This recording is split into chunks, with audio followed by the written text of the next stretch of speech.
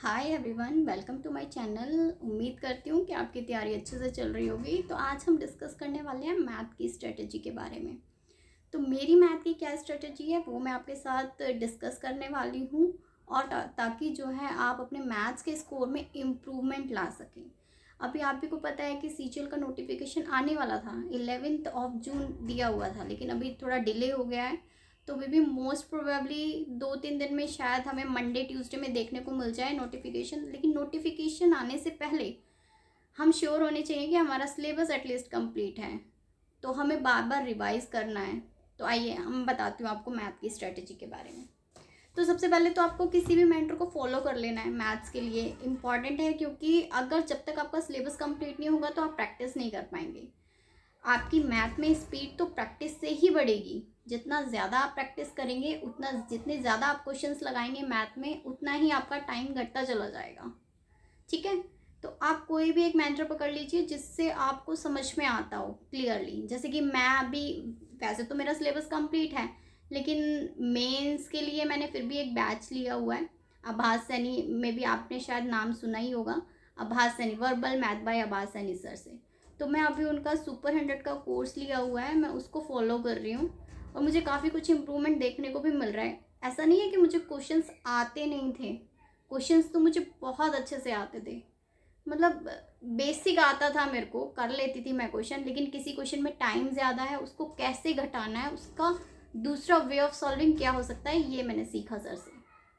और एक और बात मैंने सीखी सर से कि एक क्वेश्चन को सॉल्व करने के कई तरीके हो सकते हैं, लेकिन सबसे इम्पॉर्टेंट जो है ना, कि आपको बेसिक आना चाहिए। बेसिक के साथ साथ आपको उसका ट्रेडिशनल मेथड ज़रूर आना चाहिए। कहीं आप किसी क्वेश्चन में फंस गए तो आप ट्रेडिशनली उसको 1 मिनट और एक्स्ट्रा लेके कर पाएँ। तो आपको ट्रेडिशनल आना बहुत ज़रूरी है, उतना ही ज़रूरी है जितना आपको ABCD आना ज़रूरी है इंग्लिश में। तो मैंने ये सीखा। और आभास सैनी सर के कोर्स के बारे में मैं इतना ही कहना चाहूँगी कि आपको अगर लगता है ना कि आपको बहुत कुछ आता है, आप जानते हैं सब कुछ, आपके 50 में से 40-45 मार्क्स आ रहे हैं, तब भी मैं कहूँगी कि अगर आपको ऐसा लगता है ना कि सब कुछ आता है, तो भी आप एक बार वे ऑफ सॉल्विंग देख लीजिए। वे ऑफ सॉल्विंग देखने के बाद आपको अंदाज़ा लग जाएगा कि आप कहाँ पर लैग कर रहे हैं। और उन लाखों की भीड़ में आपको हज़ारों में आना है, 1000 में आना है, मान लो 1000 में। उससे नीचे तो क्या ही हम अपनी ड्रीम पोस्ट के लिए एक्सपेक्ट कर सकते हैं।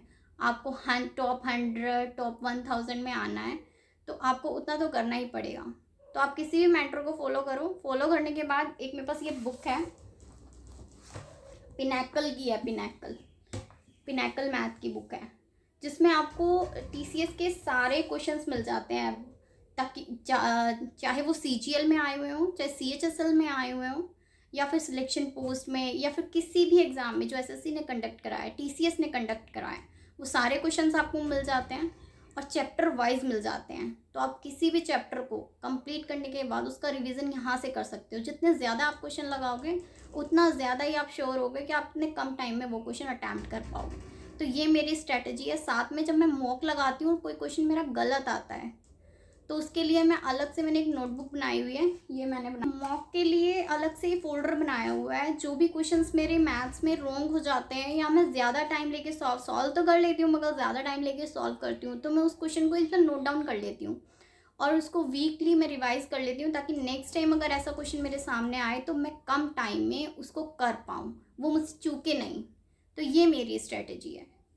आप भी इस तरीके को अपना सकते हो, ताकि मॉक में जो क्वेश्चंस आए ना, वो आप दोबारा अगर आपके एग्जाम में भी आपको देखने मिले, या फिर आपके मॉक टेस्ट में आपको देखने मिले, तो वो आपसे गलती से भी गलत नहीं होना चाहिए।